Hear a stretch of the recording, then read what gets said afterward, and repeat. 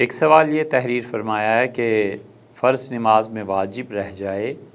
اور سجدہ سہو بھی بھول کے رہ جائے تو نماز واجب الاعادہ ہو جاتی ہے۔ بالکل ٹھیک، نماز میں جتنے واجبات ہیں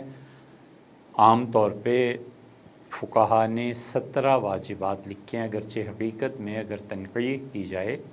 مزید ڈیٹیل میں جایا جائے تو زیادہ ہو جاتے ہیں، بڑھ جاتے ہیں، مگر عام طور پہ فقہا نے 17 واجبات لکھے ہیں، اور کوئی بھی رہ جائے جان بوجھ کے چھوڑ دے گا نماز ٹوٹ جائے گی، اور غلطی سے چھٹ گیا بھولے سے تو سجدہ سہو کرنا پڑے گا۔ اور تیسرا اصول یہ ہے کہ اگر امام کے پیچھے واجب چھٹ گیا تو وہ نماز ٹھیک ہے، کوئی حرج نہیں ہے اس نماز میں، کیونکہ امام کے پیچھے نماز کے ٹوٹنے کی صورت فرض چیز کا ختم ہو جانا ہے۔ تو یہ بات آپ نے بالکل درست فرمائی کہ فرض نماز میں واجب رہ جائے اور سجدہ سہو بھی بھول جائے تو نماز واجب الاعادہ ہوگی۔ جب نماز کا دہرانا واجب ہو جاتا ہے تو اب دوبارہ نماز پڑھنے کے لیے نیت واجب کی ہوگی یا فرض کی ہوگی۔ اسی طرح سنت نماز جب واجب الاعادہ ہو جاتی ہے تو نیت سنت نماز کی ہوگی یا واجب کی۔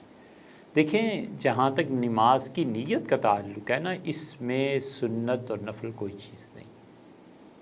محض نماز کا ارادہ کر لینا یہ نماز پڑھنے کے لیے کافی ہے۔ ایک آدمی نے مثلاً دل میں ارادہ کیا کہ 2 نفل پڑھے، اللہ اکبر کہہ کے شروع کر دیا، ختم۔ سنت موقدہ کا بھی یہ، صرف فرض اور واجب نمازوں میں اتنا چاہیے کہ کون سی نماز پڑھ رہا ہے اور کس وقت کی نماز پڑھ رہا ہے۔ مثلاً فرض پڑھ رہا ہے تو کب کے پڑھ رہا ہے؟ ظہر کے، عصر کے۔ کوئی واجب نماز پڑھ رہا ہے تو کون سی ہے؟ مثلاً وتر واجب، وہ پڑھ رہا ہے۔ یہ 2 چیزیں یاد ہونی چاہیے، ایک تو کس وقت کی نماز پڑھی جا رہی ہے، اور ایک چیز کیا پڑھا جا رہا ہے، فرض ہے کیا ہے، واجب ہے کیا ہے، یہ پتہ ہونا چاہیے۔ تو اس لیے جب نماز واجب الاعادہ ہو جائے گی تو اس کے بعد جو نماز پڑھی جائے گی اس میں نیت یہی رکھنی چاہیے کہ جو نقص پہلی نماز میں رہ گیا تھا اسے پورا کر رہے ہیں، جو کمی پہلی نماز میں رہ گئی تھی اسے پورا کر رہے ہیں۔ اور اگر اس میں بہت اہم مسئلہ ہے کہ اس مسئلے میں اگر امام کے ساتھ آدمی نماز پڑھ رہا اور یہ صورت پیش آ جائے کہ امام صاحب سے کوئی واجب رہ گیا اور سجدہ سہو بھی نہیں ہوا، پھر خیال آیا بعد میں، تو اب جو سارے نمازی امام صاحب سمیت کھڑے ہوں گے یہ سب کے سب اس واجب کو پورا کرنے کے لیے یہ دوسری نماز پڑھ رہے ہیں، یہ نہیں ہے کہ انہوں نے کسی فرض میں غلطی کر دی۔